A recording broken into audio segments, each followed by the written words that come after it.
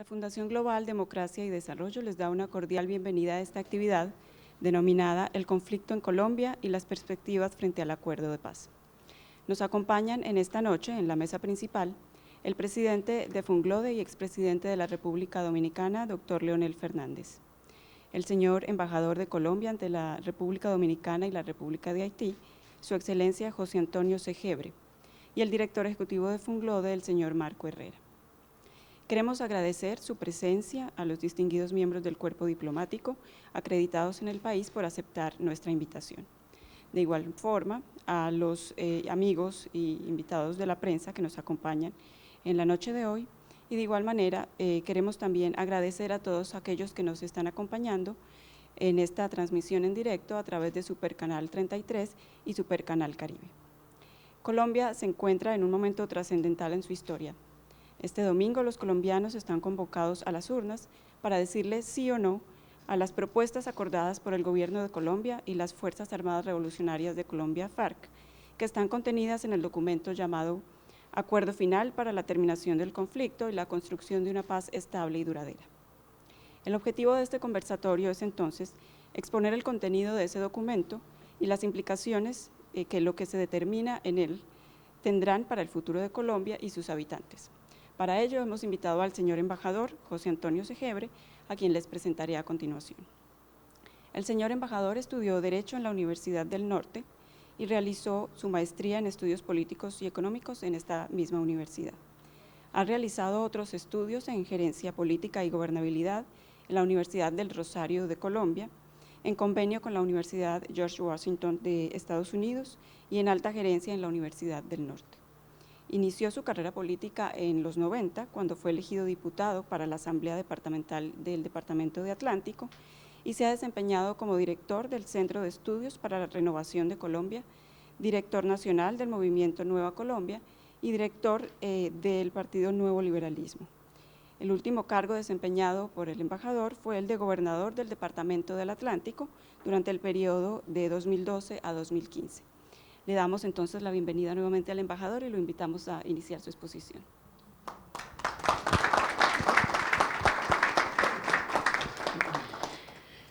Ante todo, quiero de manera especial agradecer a Funglode y por supuesto a su señor presidente, al presidente Leonel Fernández. Quiero igualmente agradecerle a su director, agradecerle también, por supuesto, la presencia del cuerpo diplomático. Se encuentra con nosotros los embajadores de Chile y del Banco Interamericano de Desarrollo. Igualmente quiero agradecer la presencia de diplomáticos de diferentes lugares del mundo asentados en República Dominicana, representantes de la Asociación de Empresarios Colombianos, don Octavio Arbey, y muchos otros compatriotas muy interesados en la paz del país. Igualmente quiero también agradecer la presencia de los medios de comunicación y por supuesto también a todos los ciudadanos que nos escuchan en la República Dominicana a través de este prestigioso canal que transmite este evento. Yo quisiera iniciar esta exposición de alguna manera expresando que los puntos de vista y los criterios que voy a esbozar hacen parte de lo que ha sido el pensamiento personal y el estudio de los problemas del país de tiempo atrás, el estudio de la violencia en Colombia de tiempo atrás. Esto no es una posición, digamos, oficial del gobierno colombiano, por supuesto, sino que me invitaron a dictar una charla académica y como académico quiero de alguna manera poder expresarlo con tranquilidad, con respeto, pero adicionalmente a eso, respetando también a quienes de alguna manera nos acompañan en el día de hoy.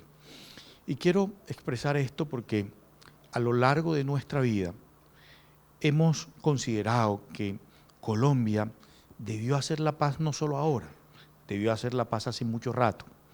Nosotros, por ejemplo, consideramos que cuando Colombia logró construir la Constitución de 1991, hacer esa gran reforma constitucional, hubiera, por ejemplo, podido ser un momento importante para la paz del país. En ese momento se frustró, no sé si ustedes recuerdan, el bombardeo a Casa Verde, que afectó esas posibilidades. Allí los colombianos estábamos ya trabajando ese tema, muchos colombianos estábamos dedicados a trabajar por la paz del país en esa época, yo muy joven acompañando a dirigentes muy importantes del país, a nuestros jefes, y allí se frustró una posibilidad. Y le explico por qué siempre he considerado eso, porque la guerra cuesta mucho, la guerra es una catástrofe.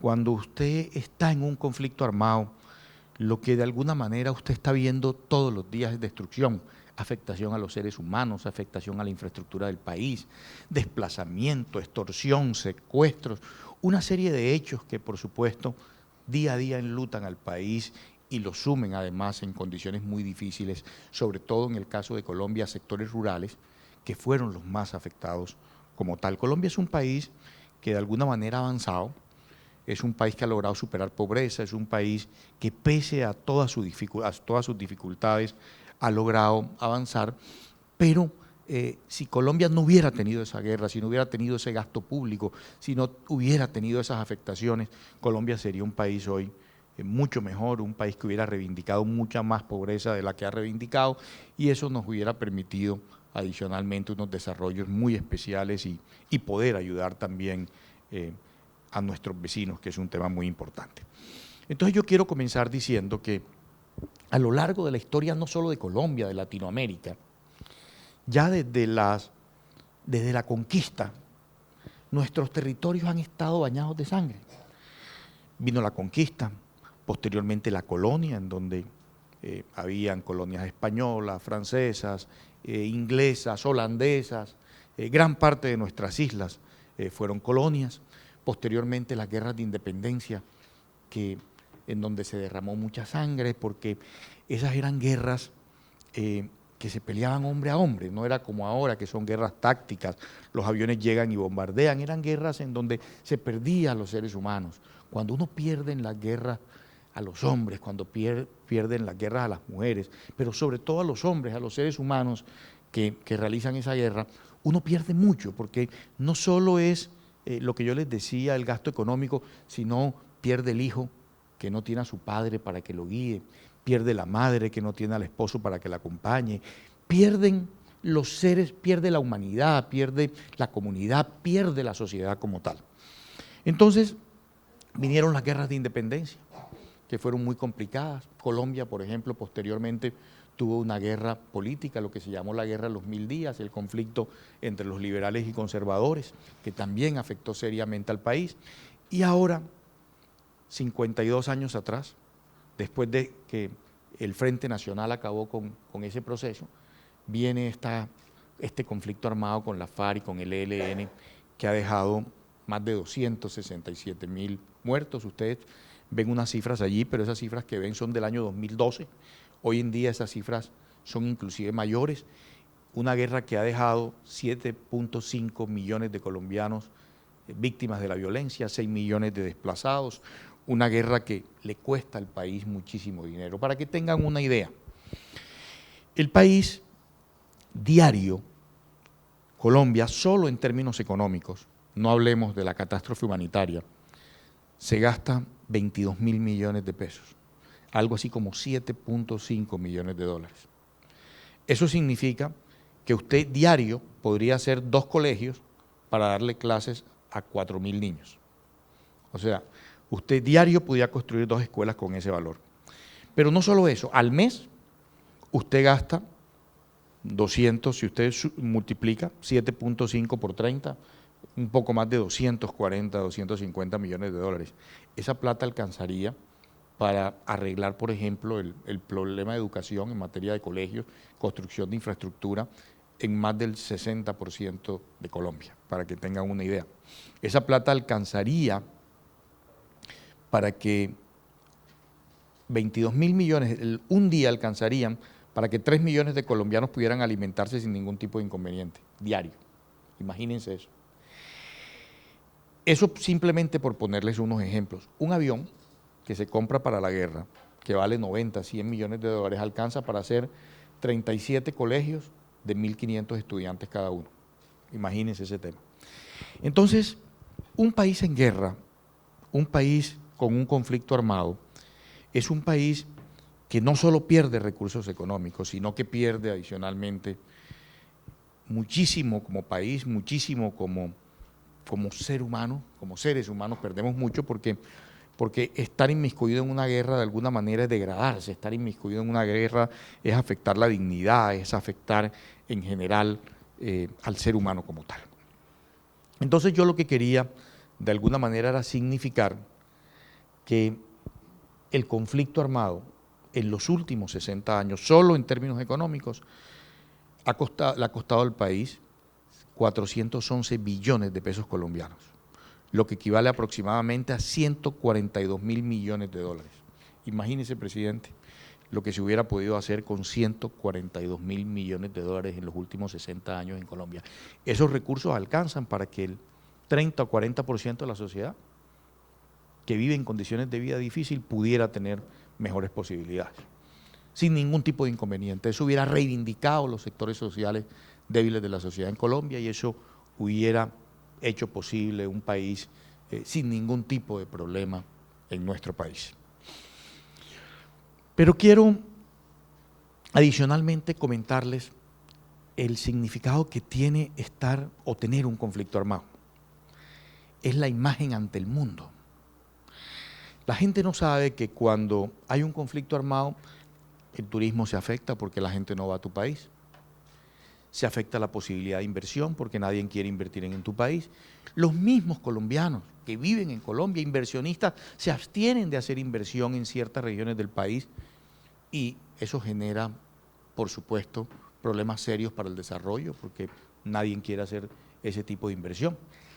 Pero lo más grave es esa imagen que como consecuencia trae todas esas cosas. Hoy había un video, no sé si ya Natalia lo tiene, para que ustedes vean los colombianos que hace 30, 40 años salían del país, la angustia que les daba de cómo veían a Colombia en el exterior. Hubo una barranquillera, compositora, que ya falleció, se llamaba Estercita Forero. Su primera canción, la primera canción que Estercita compuso, la compuso en Santo Domingo, se la compuso a Santo Domingo, es un bolero muy hermoso que se llama Santo Domingo.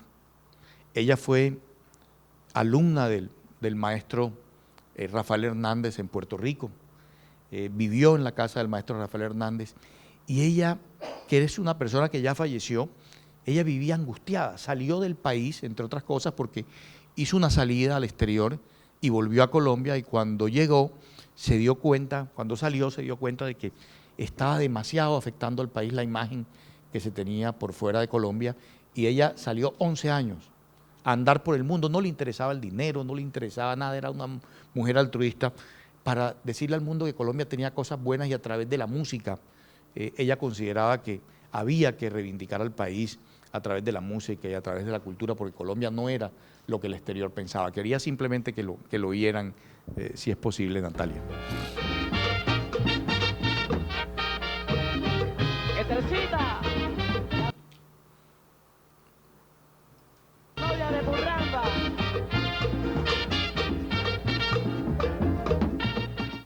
Últimamente yo he cambiado. ¿Por qué? Porque la situación del país ya la conocemos. Hay una publicidad horrible en el exterior para Colombia. Entonces, yo resolví hacer música con muchos mensajes. Eso es lo que estoy haciendo ahora. Como por ejemplo, ¿qué está haciendo? Una canción que se llama Amigo de cualquier lugar del mundo. Eso es mío. Esa es una respuesta a la mala publicidad que tiene Colombia. Y yo creo que un artista tiene el derecho, tiene el deber de promocionar a su país, de sacar la cara por su tierra. Yo no entiendo lo comercial que ahora nos aprieta. No, yo no, a mí no me importa la plata. No la he hecho, no la sé hacer, no me interesa. Esa señora, que era una belleza de mujer, que quería mucho a Santo Domingo, que vivió en Santo Domingo durante un tiempo muy grande, vivió en Santo Domingo y en Puerto Rico, ella vivía obsesionada por eso. Ella decía permanentemente cuando llegaba al país, después salió 11 años a hacer música y a componer con el propósito de decir, mire, Colombia tiene... Y ese era lo que vivía hace 30, 35 años Colombia. Pero quería comentarles algo, hace 35 años el país no producía carbón, no producía petróleo, el país no tenía en explotación los recursos naturales que hoy tenemos. Hace 35, 40 años el país lo único que producía era café. El país producía en esa época entre 1.700 y 1.800 millones de dólares por todas sus exportaciones de café. Cuando nos iba muy bien, 1 o 2 años, producíamos 2.000 millones de dólares. ¿Saben cuánto nos gastábamos en esa época en la guerra? 1.800 millones de dólares en la guerra, el doble de lo que producían en esa época 360.000 familias colombianas. 2 millones de colombianos producían entre 1.800 y 2.000 millones de dólares. Y ya en esa época el país se gastaba el doble en la guerra. ¿Quieren que les diga algo? Colombia es una belleza. Colombia es un país hermoso. Colombia es un país que tiene recursos naturales hermosos. Su gente es una gente muy especial, muy inteligente, muy valiosa. Yo he sido profesor 17 años y por allí han pasado alumnos que yo sinceramente, y he tenido alumnos de otros países del mundo y yo veo que los alumnos colombianos son gente buena, gente valiosa, pero no solo los colombianos, la gente del Caribe, como los dominicanos, como los jamaiquinos, la gente del Caribe es hermosa y es una gente muy especial, pero por supuesto la historia nos ha condicionado, la historia nos ha afectado, hemos vivido en guerra prácticamente toda una vida y yo creo que ya es hora de que al fin Colombia y Latinoamérica en general comiencen a vivir como pueblo civilizado. Yo creo que eso es muy importante y es el mensaje que quiero, digamos, enviar en el día de hoy. Esta introducción la hago para, de alguna manera, se pueda entender claramente que los costos de la guerra en vidas, 267.112 personas han fallecido, en víctimas 7.900.000 víctimas de la violencia, en desplazamiento 6 millones de ciudadanos, extorsión, secuestros, en fin, una serie de hechos que sin lugar a dudas afecta seriamente a la nación y que nos ha afectado grandemente nuestro desarrollo. Perspectivas de Colombia, posibilidades de Colombia. Colombia podría en materia económica sin la violencia, con el acuerdo de paz, podría crecer por lo menos 2 puntos más. Colombia crece al 2.5%, podría estar entrando a crecer en un año después de la evolución de los acuerdos de paz, 4,5%, 5%, que es un crecimiento que ayuda a sacar muchos más ciudadanos de la pobreza, es un crecimiento muy importante y yo considero que en 7, 8, 10 años, en una década, Colombia podría reivindicar por lo menos al 60, 70% de los sectores débiles de la sociedad que hoy viven en condiciones de vida difícil con los recursos que dejaría de invertir en la guerra y que pasaría a invertirlos en otras cosas. Pero ¿en qué consiste el acuerdo de paz? ¿Cuáles son específicamente esos acuerdos que se hicieron en La Habana? Porque sobre eso hay mucha especulación, sobre eso se dicen muchas cosas, sobre eso se dicen además muchas mentiras. Yo, y no quiero ocultarlo, todos los acuerdos, de alguna manera, y en todos los acuerdos que uno realiza en este tipo de conflictos, hay que ceder cosas.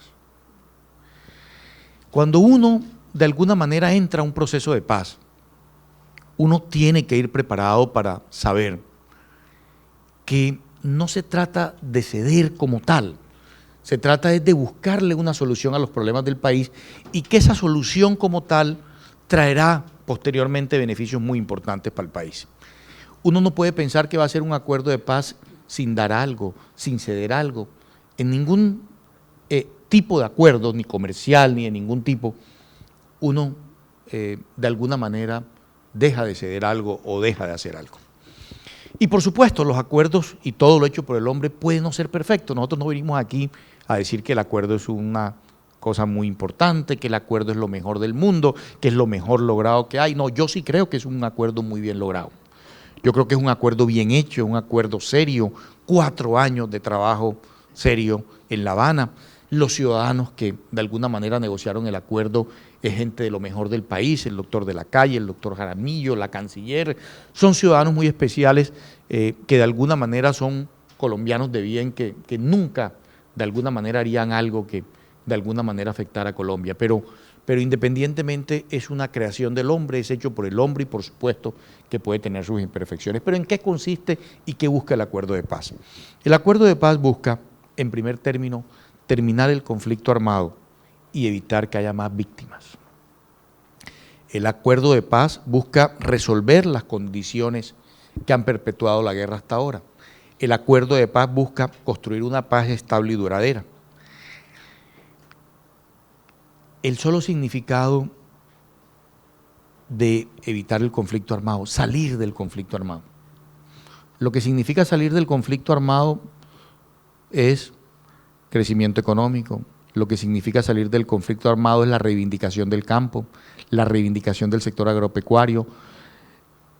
Salir del conflicto armado significa poder hacer inversión en esas zonas, poder lograr de alguna manera la sustitución de cultivos ilícitos. Imagínense nada más ustedes que el gobierno de alguna forma deja de combatir a una guerrilla que tiene 9.000 hombres.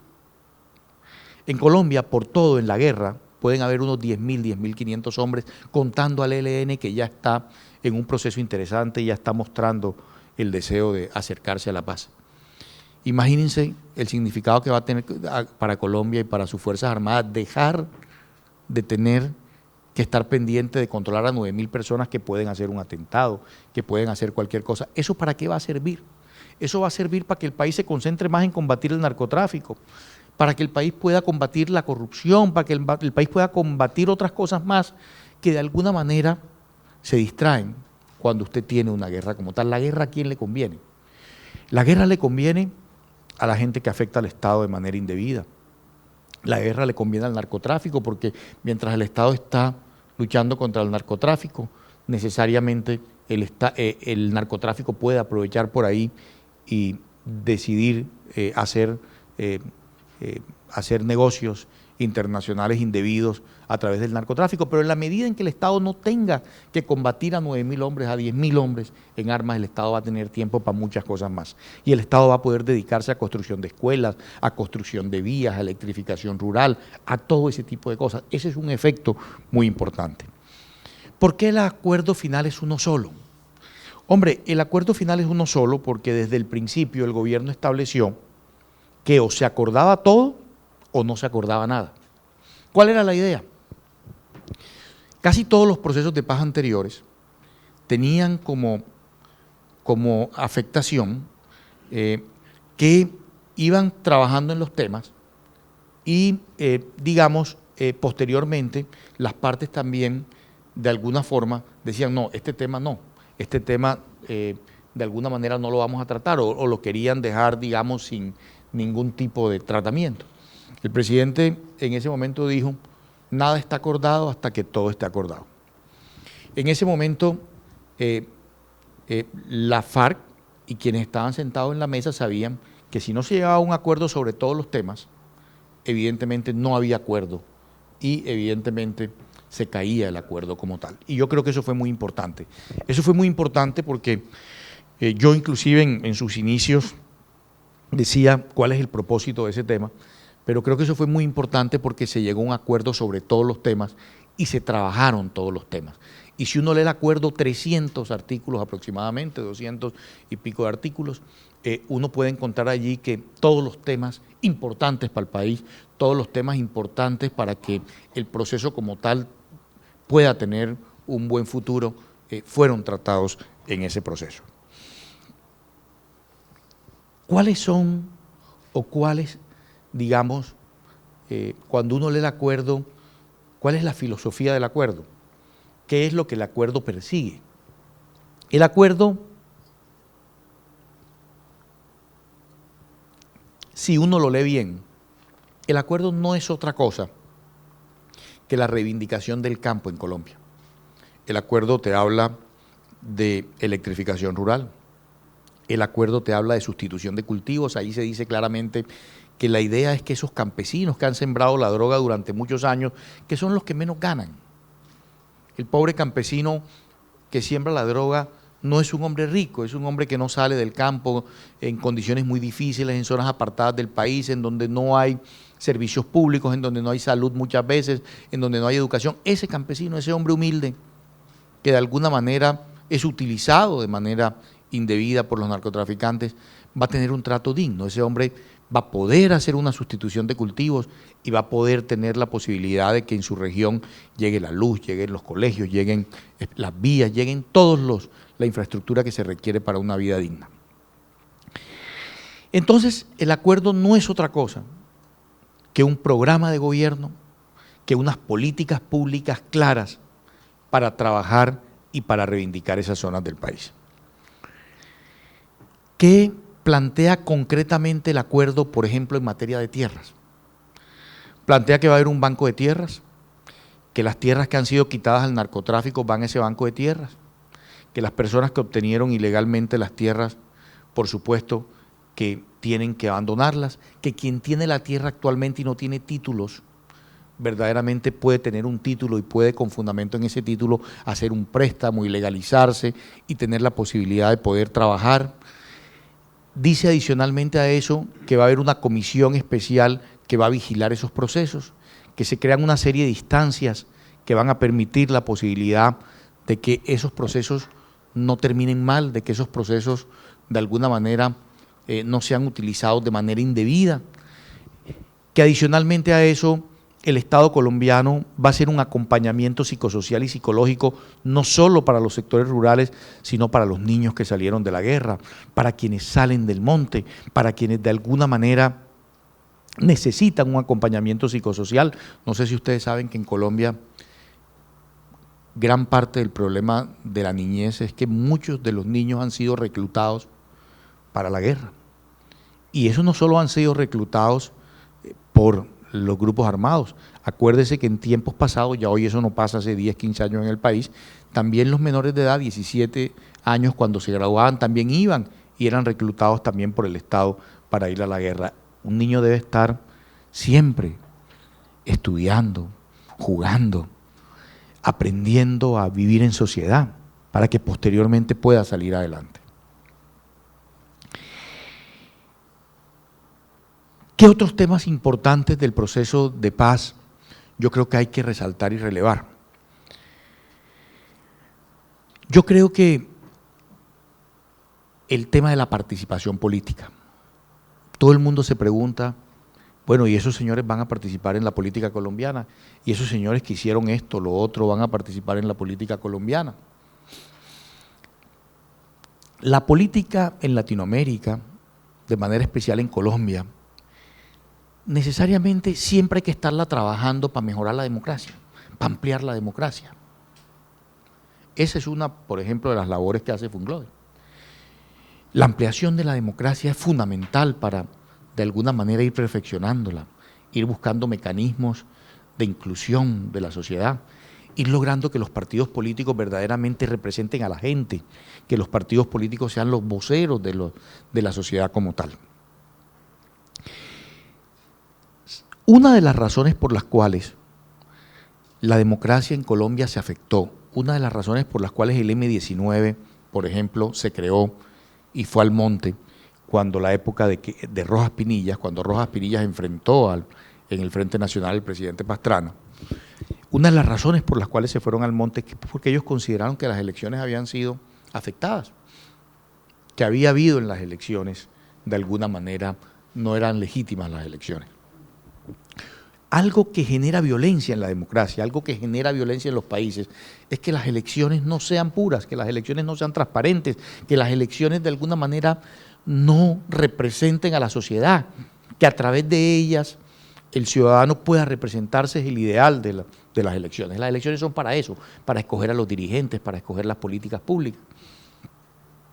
Gran parte o parte de los procesos de violencia en Colombia han surgido como consecuencia de eso, porque de alguna manera ciertos sectores han sentido que el sistema político como tal no los representa, que el sistema político como tal afecta seriamente la voluntad popular.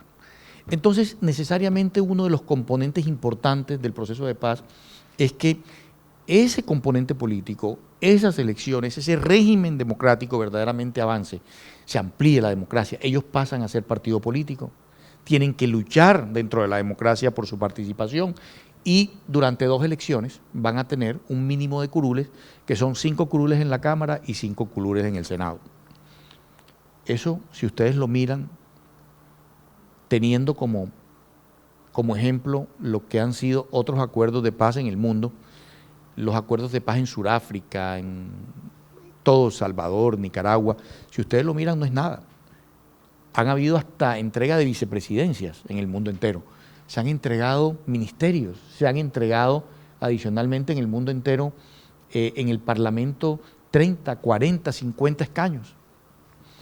En los parlamentos, en todos los procesos que usted pueda ver. Si usted revisa todos los procesos que se han dado de paz en el mundo, el proceso, digamos, que menos, digamos, ha podido de alguna manera, o una participación lógica, adecuada, mesurada, ha sido este proceso de Colombia. Eso tampoco lo sabe el país muchas veces, tampoco lo sabe el mundo, y por falta de pedagogía no se han conocido. Se van a crear unas circunscripciones especiales, ellos van a tener que participar en las elecciones. Si no logran los votos que requieren, van a tener 5 y 5, pero si los logran no van a tener más. Y ese es otro tema también del acuerdo en el tema de participación política. Otro tema importante, la justicia. Sobre eso se ha hablado mucho, que va a haber injusticia, que no van a pagar por sus crímenes, que va a haber una serie de, que vamos a acolitar una serie de hechos que verdaderamente afectan al ser humano. No existe proceso de paz perfecto, es cierto, pero en este proceso de paz se contempló una figura que es la justicia transicional. Esa justicia se basa en 3 pilares fundamentales: verdad, justicia y reparación. Y además garantía de no repetición, porque lo que queremos es que esto no se vuelva a repetir.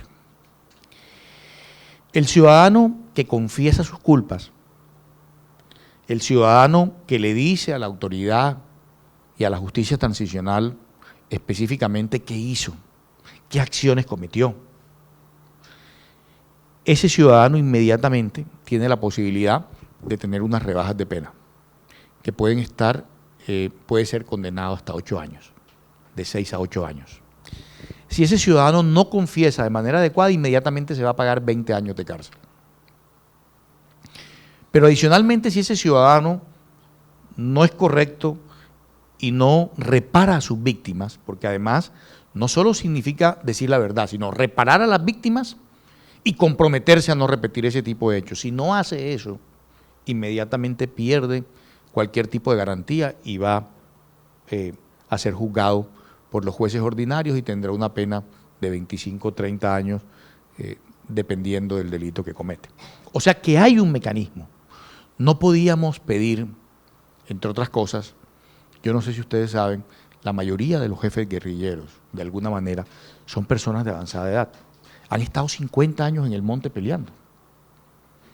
Si de alguna manera no se lograba algo intermedio, no era posible de alguna manera hacer la paz en Colombia, pero van a haber unos mecanismos, va a haber justicia, va a haber reparación y va a haber también, por supuesto, verdad, que es muy importante. No sé si ya vieron lo que sucedió con las esposas y los hijos de los diputados del Valle del Cauca que fallecieron. Estuvieron en La Habana y una de ellas manifestó claramente que al fin se sentía ella liberada y que cree que su esposo también, el alma de su esposo también, porque pudo desahogarse, se le pidió perdón, le pidieron perdón sus victimarios y además se comprometieron, como eran delitos de lesa humanidad, a llevarlo específicamente a los tribunales para que fueran juzgados esas personas. Entonces eso es un buen inicio, porque porque de alguna manera ese tema de la justicia es un tema vital, fundamental, que de alguna manera fue avalado ya por la Corte Penal Internacional. No hubiera sido avalado si no hubieran considerado que es un mecanismo idóneo o expedito para ese tema, porque la Corte es una institución muy seria y muy importante para el país. Otro aspecto fundamental. que para mí es vital y que creo que de alguna manera es muy importante para los seres humanos. Hay un tema que es la Comisión del Esclarecimiento de la Verdad. Hay una comisión también y una unidad especial que se crea, que es para la búsqueda de las personas dadas por desaparecidas. Hay un tribunal especial para la paz. Hay unas medidas de reparación integral. Hay un sistema de garantías de no repetición. ¿Por qué, digamos, esa enumeración que hago de comisiones, de tribunales que establece el acuerdo son muy importantes? Porque el país no puede hacer la paz sin saber la verdad. Usted no puede hacer la paz y no saber qué pasó con los desaparecidos. Usted no puede hacer la paz y no saber por qué razón afectaron a su ser querido. Este es un país que lleva 52 años en guerra. Por eso yo he dicho que hay que ser supremamente respetuosos con quienes piensan diferente a nosotros, quienes piensan que de alguna manera el acuerdo no debe darse. Y hay que ser respetuoso con ellos porque en 52 años pasan muchas cosas. Hay muchas heridas. No podemos pedirles que de la noche a la mañana perdonen. Inclusive de pronto votar no para esas personas es parte del proceso de sanación que ellos requieren para su proceso. Porque lo que ha pasado en Colombia es grave. Porque los hechos que se han dado son preocupantes, entristecen, enlutan a muchas familias y por supuesto tenemos que ser muy respetuosos de quienes piensan diferente porque inclusive su actuación, su participación es propio de un país que tiene que sanar, de un país que tiene necesariamente que evolucionar y todos los seres humanos no somos iguales, todos los seres humanos no actuamos ni perdonamos de la misma manera. Entonces yo quería comentar que el acuerdo tiene todos esos componentes y que son muy importantes. Yo hablé del tema del narcotráfico, que es otro tema del acuerdo. El narcotráfico es veneno para la humanidad, el narcotráfico afecta seriamente al mundo, afecta a las comunidades del mundo y uno de los temas importantes fue que se trató con seriedad ese tema, la política de sustitución de cultivos, como ya lo dije, el tema específico de los programas de prevención del consumo en las ciudades y los programas de sustitución del campo. Se combatirá el crimen organizado, el hecho de que esto es para el campesino, para el hombre que siembra ya la droga, el que no gana, el que vive en condiciones de vida difíciles. Esto para los delincuentes no es, los delincuentes van a seguir siendo perseguidos por el Estado. Quien esté haciendo o trabajando en el narcotráfico con todo el peso de la ley, el Estado caerá allí porque es el momento para que en la medida en que las FARC abandonan esas zonas, el Estado pueda llegar y pueda tomar esas zonas. Para terminar, yo quisiera de alguna manera comentarles lo que yo considero es importante para el país. Yo podría quedarme aquí todo el día hablando de todos los puntos que trae el acuerdo de paz. Pero aunque parezca que no es así, quieren que les diga la verdad. Yo pienso que la pedagogía, más que en el acuerdo de paz, tiene que ser en convencer a los colombianos de que evidentemente la paz traerá beneficios enormes para el país. Y convencer a los colombianos que un país en paz progresa, se desarrolla, avanza. Un país en guerra se atrasa, un país en guerra de alguna manera no tiene posibilidades de desarrollo. Y les voy a contar una historia personal.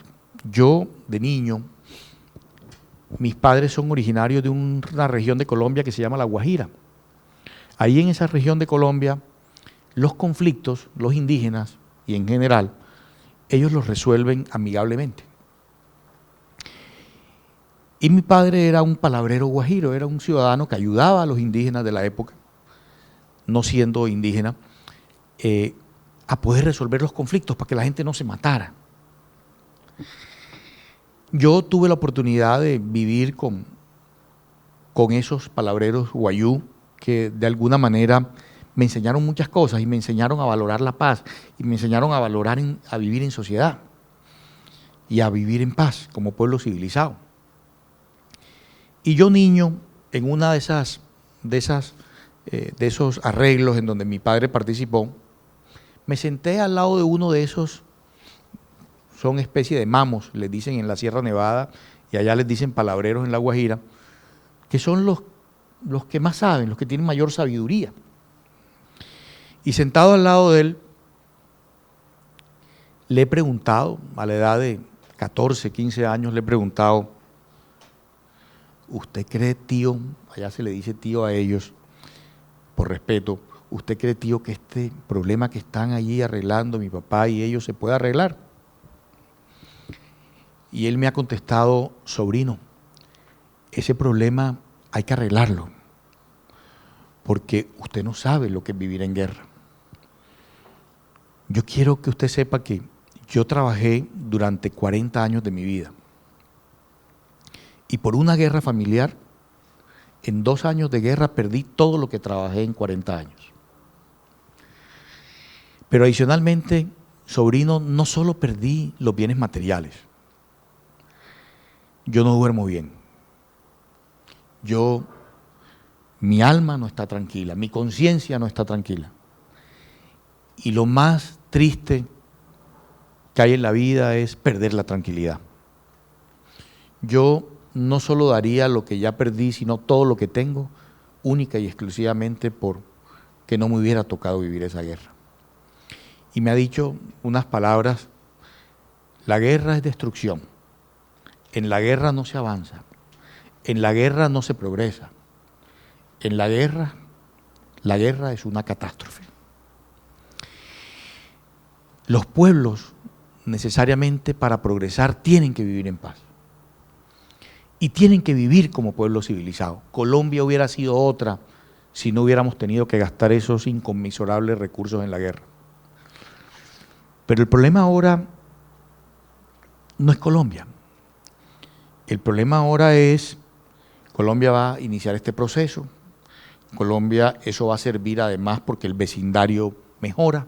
Cuando usted está creciendo, su vecindario mejora. Recuerdo yo en las relaciones colombo-venezolanas, aquí nos acompaña hoy la Embajada de Venezuela también, cuando los indígenas colombianos tenían problemas, iban a Venezuela y Venezuela los atendía en salud, en educación. Y cuando Venezuela tenía problemas, los indígenas colombianos venían a Colombia y en Colombia los atendían y salían adelante como tal, eran unos colchones los países. Resulta que ahora con la grave sequía y con los cambios climáticos que hay que había en nuestro país y en general en toda la zona y con las afectaciones de nuestra hermana república, se afectaron tanto que murieron niños precisamente porque ya no habían esos colchones para poder salir adelante y eso generó una catástrofe humanitaria muy grande. Entonces yo creo que la paz de Colombia va a traer, yo creo que esperanza, no solo para Colombia, esperanza para Latinoamérica, esperanza para nuestros vecinos. Latinoamérica entera va a tener un país creciendo a muy buen ritmo. Y aquí está el ejemplo, República Dominicana es un país que crece al 6-7%, presidente. Y si no hubiera sido por eso, ¿qué hubiera sido de nuestro vecino? ¿Y qué hubiera sido además de otros países que han venido y de ciudadanos que han venido de Latinoamérica a República Dominicana? Aquí hay 10.000 colombianos. Hay 120.000, si me corrigen los amigos nuestros, los hermanos de Venezuela, 120.000 venezolanos. Cuando los territorios viven en paz, cuando los territorios crecen, cuando los territorios progresan, cuando en los territorios se vive como pueblo civilizado, los territorios también se vuelven unos colchones cuando hay problemas en diferentes países. No es lo ideal es que cada quien vive en su país y viva feliz. No queremos eso. La idea es que nadie salga de su país. Si a nuestro vecino le va bien, a nosotros nos va bien. Pero de alguna manera existe la posibilidad de que evidentemente eso genere en Latinoamérica posibilidades muy enormes. Yo tengo mucha fe en Colombia, sé que no es fácil, no quiero además afectar a quienes piensen diferente, porque los respeto, porque los quiero, porque no estoy en la política para defender cosas que no son, no estoy haciendo una defensa, estoy simplemente contando lo que ha sido la historia de Colombia de tiempo atrás, lo difícil que fue en la conquista, en la colonización, las guerras de independencia, la guerra de los 1000 días, el conflicto armado en Colombia.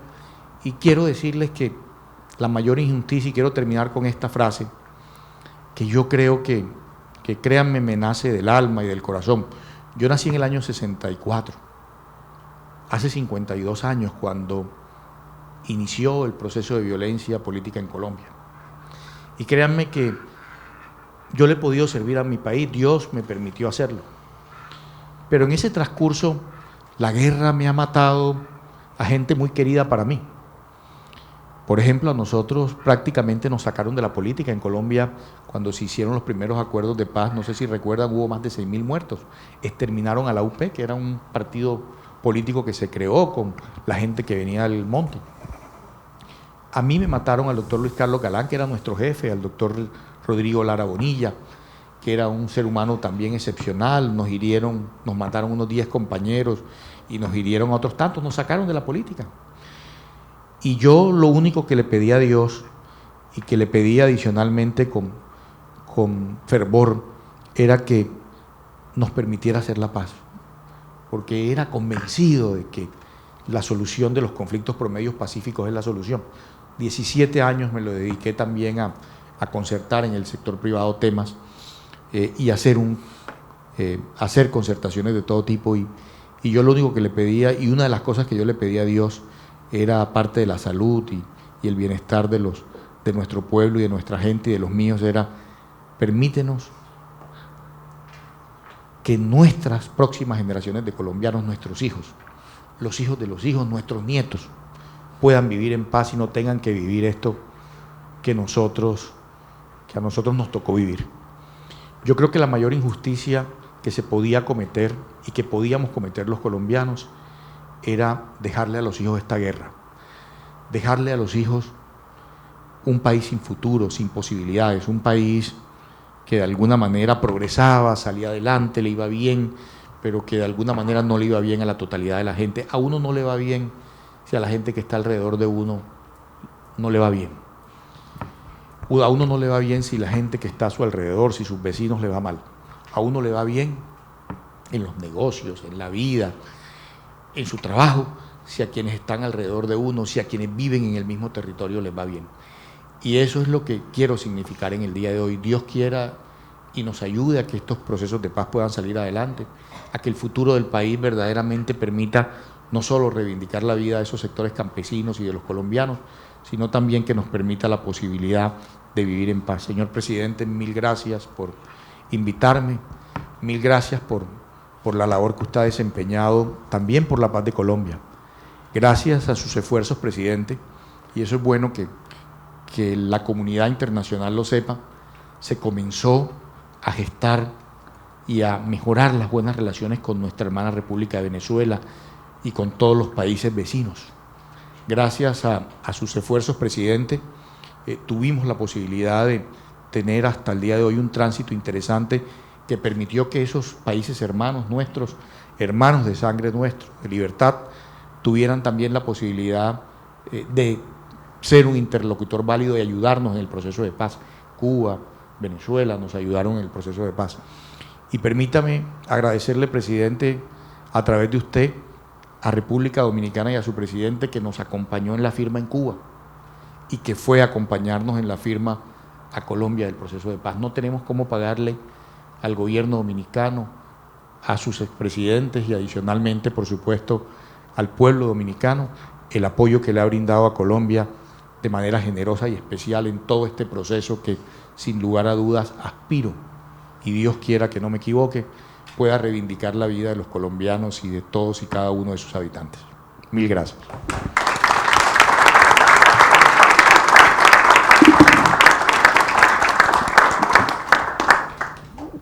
Bueno, quisiera en primer término, señor embajador, felicitarle por su magnífica presentación y además de la pasión con que se refiere a este proceso de paz que ha tenido lugar en Colombia, y que el próximo domingo, por supuesto, asistiremos a la celebración del plebiscito para refrendar este acuerdo que se ha firmado en La Habana, luego de 4 años de discusión permanente, de negociaciones, lo que refleja la complejidad del proceso que se ha llevado a cabo. Creo honestamente que además de contribuir a la paz tan necesaria en Colombia y para toda América Latina, el proceso mismo de negociación de la paz y el documento final que ha salido va a servir de referencia para todos los que participan como mediadores en la solución de conflictos, porque es un documento, además de extenso, es un documento de casi 400 páginas, ¿no? Pero que va muy en el detalle de cómo se procede a una resolución de conflictos, indicando actores, señalando causas e identificando soluciones post-conflicto. Me parece que hay ahí, pues, digamos, un referente que tendrá carácter universal para todos los que intervienen en la resolución de conflictos. Y creo que hay un aporte muy importante en lo que tiene que ver con la justicia transicional, que por cierto es un concepto que también hemos estado utilizando a través de UNASUR en la situación de Venezuela. En el conflicto venezolano, el tema referente a justicia, la verdad, justicia y reconciliación. En el caso de Colombia fue verdad, justicia y una especie de reparación, la reparación a las víctimas, que es un tema técnicamente interesante para saber cómo es que puede darse esa reparación a las víctimas. ¿Es una indemnización? ¿Quién va a indemnizar? ¿Cómo sería? Creo que hay aquí algunas preguntas de tipo técnico de cómo un conflicto armado entre un ejército regular y unos componentes guerrilleros, al término de la solución del conflicto por vía de la negociación, puede haber reparación a las víctimas. Sería bueno saber cómo técnicamente eso se va a producir. La presentación de los antiguos guerrilleros ante una jurisdicción penal, y en esa jurisdicción penal la confesión como mecanismo de disminución de la pena. A veces resulta difícil suponer que alguien que ha hecho de la guerrilla su modus vivendi, o sea, tienen 50 años en el monte, es su modus vivendi, deciden entregar las armas y someterse a la justicia penal a hacer una confesión a sabiendas de que quedarán privados de libertad. ¿Cómo se da esa persuasión, ese convencimiento como para que puedan llevarlo a cabo? Sé que hubo un antecedente con el M-19 que usted mencionó, el caso de Navarro Wolf, que logró integrarse incluso al sistema democrático colombiano y llegó a ser representante hasta el Congreso. Nos parece que ese antecedente, ¿verdad?, puede ser muy útil para que ahora pueda haber 6 en la Cámara de Diputados, 6 en el Senado en principio. Me imagino que en el tiempo podría ampliar su representación política institucional. De manera que quiero decir que hay unas lecciones que se desprenden de esta discusión del proceso de paz en La Habana, prolongado 4 años, hay que tener mucha paciencia, no fue siempre un proceso lineal, es con zigzags, se avanza, se retrocede, ¿verdad? El que se haya escogido a La Habana precisamente como lugar de encuentro para este diálogo, porque se requería tener un lugar donde las guerrillas se sintieran confortables y que diera legitimidad al proceso de negociación. Debo decir que el presidente Chávez contribuyó enormemente a viabilizar todo esto y quiero terminar en ese sentido agradeciendo sus muy gentiles palabras a la modesta contribución que de la República Dominicana pudimos hacer cuando nos reunimos aquí bajo el amparo del Grupo de Río, ¿no?, y el conflicto que se había presentado con incursión de tropas colombianas en el lado ecuatoriano, que generó entonces una reacción adversa por parte de Ecuador, por parte de, diría también, de Nicaragua, que se solidarizó con la posición ecuatoriana y venezolana. De manera pues que nosotros nos sentimos profundamente regocijados de que luego de más de medio siglo de confrontación armada, con toda la situación catastrófica que generó para un país hermano, Colombia este domingo, con un sí mayoritario, va a refrendar, ¿verdad?, esta vocación hacia un clima de paz y de concordia y de convivencia civilizada. De manera que felicitamos a través de su persona al pueblo de Colombia por haber dado este paso gigantesco en la construcción de una democracia participativa en paz. Muchas gracias.